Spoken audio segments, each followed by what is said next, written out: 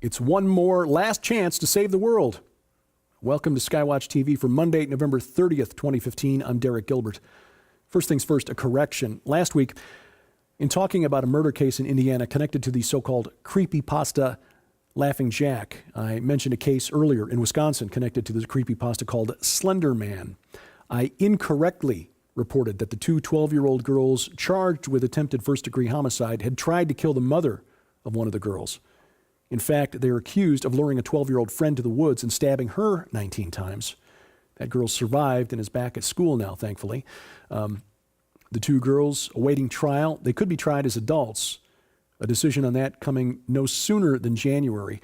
If they are, and convicted as adults, they could spend 65 years in prison. I regret the error and confusion I may have caused by being inaccurate in reporting on that particular case.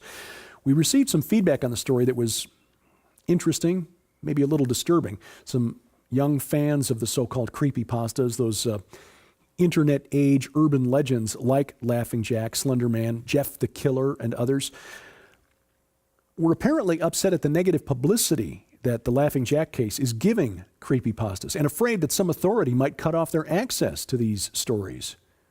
I doubt that's going to happen, but parents, grandparents, the reason I bring this up and inform you about this is because if you have children or grandkids who are fascinated with these stories of bloodshed and death, it might be time to intervene.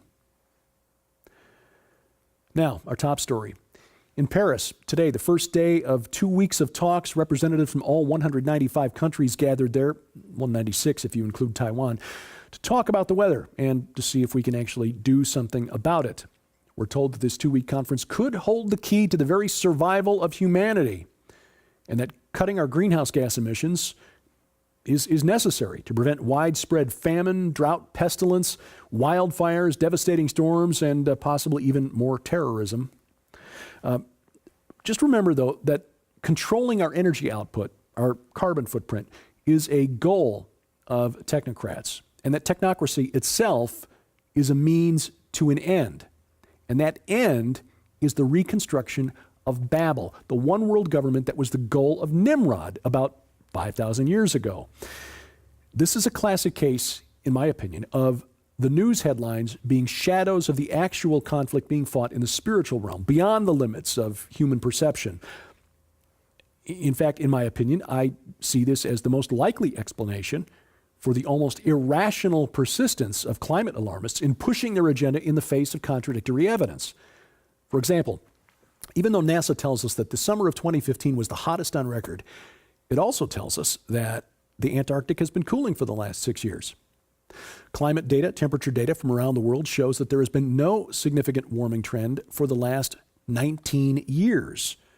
And some researchers believe, in fact, that rather than catastrophic warming, we're on the verge of a mini ice age, a period of global cooling which they believe will extend from 2030 to about 2040, based on observations of solar activity and the radical idea that warming on Earth is caused by the sun.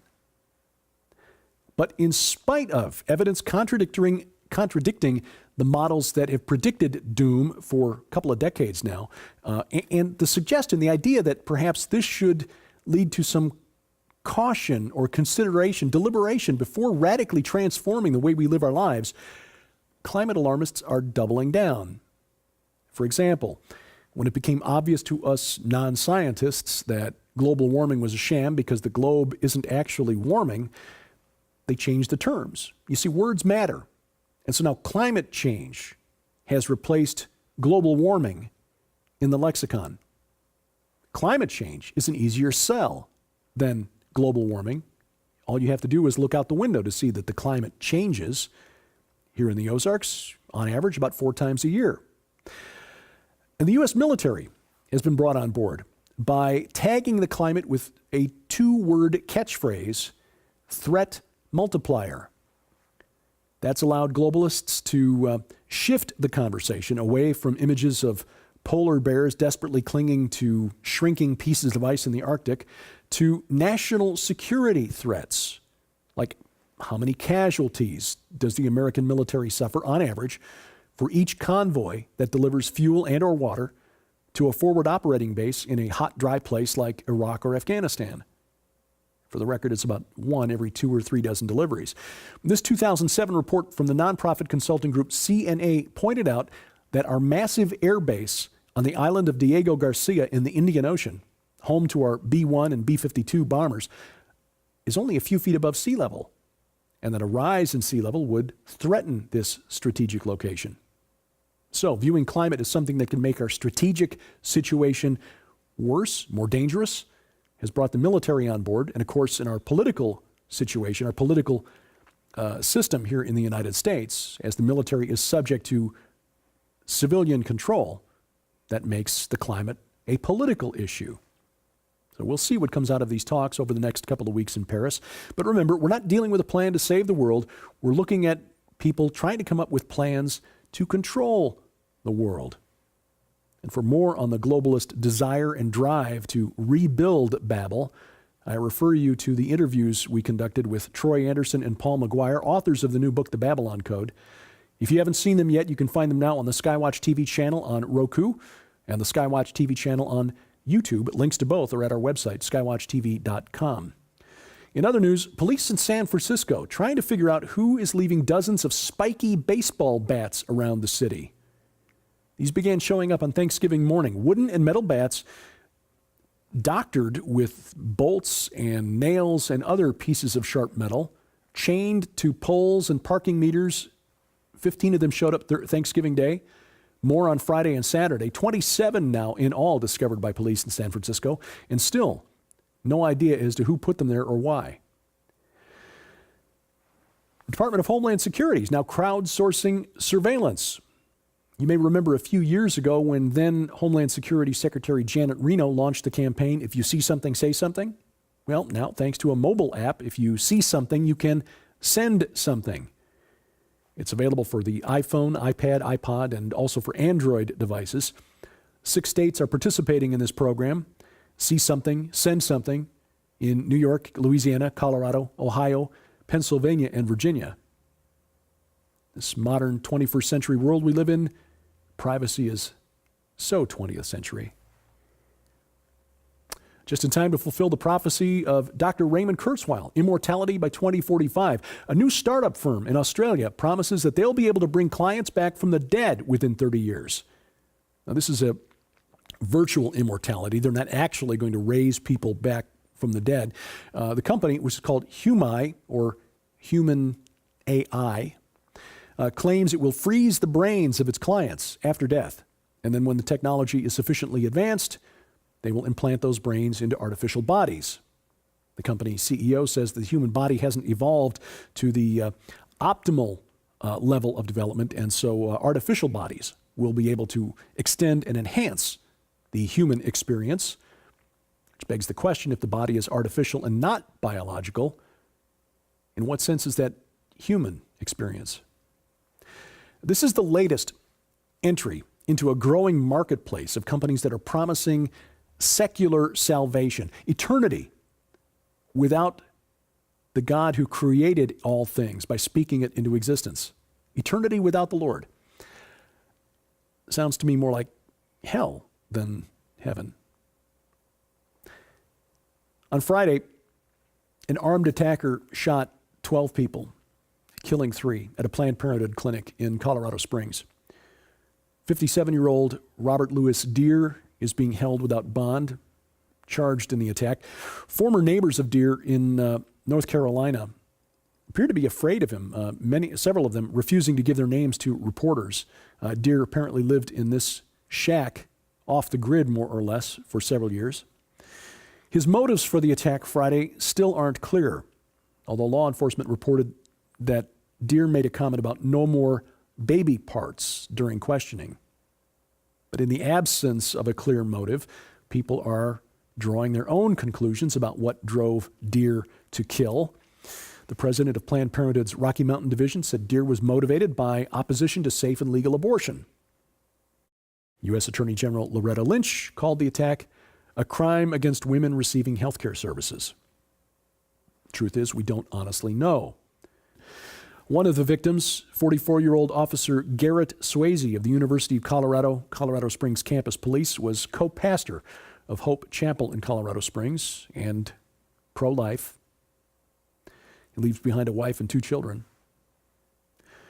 This incident, a prime example of how social media can divide us rather than bring us together. Some social media is great. Facebook can help you share memories, photos, movies with family members that are separated from you by miles.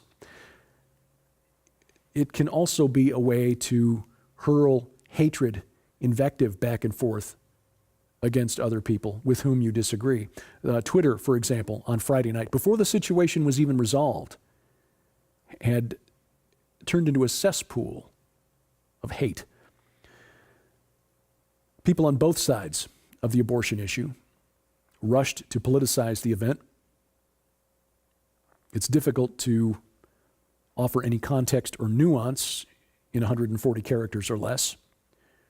Pro-abortion types, before Deere had even been identified as a suspect in the shootings, assuming that the killer was a conservative, evangelical, pro-life Christian.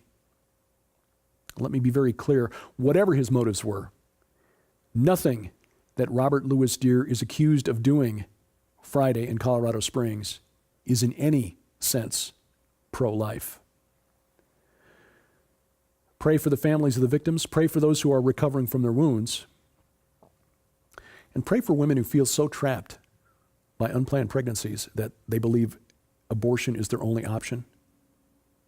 Pray also that they will find people who will show them love and compassion, that we can reflect the fact that the Lord will forgive any mistake to those who truly seek Him. Tomorrow on SkyWatch TV, we deal with another difficult question: Islamic violence. What makes the Islamic State in particular different from other radical Islamic groups? They're attacking other jihadists for not being radical enough. Our guest on SkyWatch TV this week, Lieutenant Colonel Bob McGinnis, author of the new book, Never Submit. It airs tomorrow night on the Christian Television Network, 9:30 p.m. Eastern Time, 8:30 p.m. Central Time, DirecTV Channel 376, Dish Network Channel 267, Glory Star Satellite Channel 117. Registration continues. 2016 Rocky Mountain International Prophecy Conference. Colonel McGinnis will be one of the featured speakers there in Colorado Springs, July 14th through the 17th, 2016, at the Marriott at Pikes Peak. Registration and information available online at prophecywatchers.com. If you are inclined to see what I'm doing on the internet outside of SkyWatch TV and including what I do here, you can find me over here, Facebook, Twitter, and of course my own website. And if you have comments, questions, or suggestions for us here, please send those to me at dgilbert@skywatchtv.com. Thank you for watching as we keep watch. I'm Derek Gilbert, and this is SkyWatch TV.